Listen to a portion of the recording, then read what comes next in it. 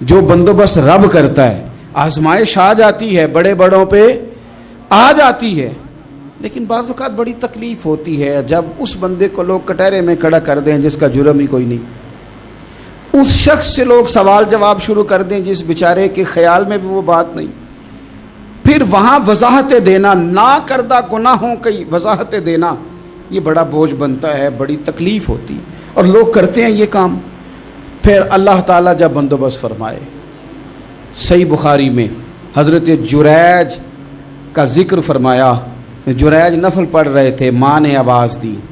وہ آ نہیں سکے، نماز میں تھے، ماں ناراض ہو گئی، اس نے ہاتھ اٹھا کے کہا اللہ یہ اتنی دیر تک مرے نہ جب تک کسی بری عورت کا منہ نہ دیکھ لے۔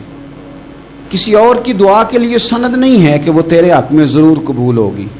لیکن ماں باپ کی دعا کے لیے میرے نبی پاک نے سند بیان کی ہے۔ سید عالم صلی اللہ علیہ وسلم فرماتے ہیں جب بھی ماں باپ اولاد کے لیے ہاتھ اٹھاتے ہیں رب ضرور قبولیت کا شرف عطا کرتا ہے۔ تو جہاں سند موجود ہے نا، کچھ افتتاح ابا جی سے بھی کرا لینے چاہیے، کچھ کام شروع کرنے سے پہلے صرف اماں سے ہی دعا کرا لینی چاہیے، یہ والا افتتاح بھی بڑے کام کا ہے کیونکہ یہاں سند بیان کر دیا میرے نبی کریم۔ تو جناب جریج کی ماں ناراض ہو گئی، کہنے لگی اللہ اس نے میری بات نہیں سنی، اب تھے تو وہ نیک، لیکن رب کریم کی حکمت کا تقاضا ہے، ماں کی دعا کو بھی قبول کرنا تھا، اللہ نے آزمائش میں مبتلا کر دیا۔ والدہ تو چلی گئیں، وہ ایک خیمے میں، ایک کٹیا میں، ایک جھونپڑی میں عبادت کرتے تھے، اللہ کو یاد کرتے تھے، رب رب کرتے تھے، اور لوگ ان کی بڑی تعریف بھی کرتے تھے، لوگ ان کے ارادت مند بھی تھے، عقیدت مند بھی تھے، اہل محبت بھی تھے۔ ایک عورت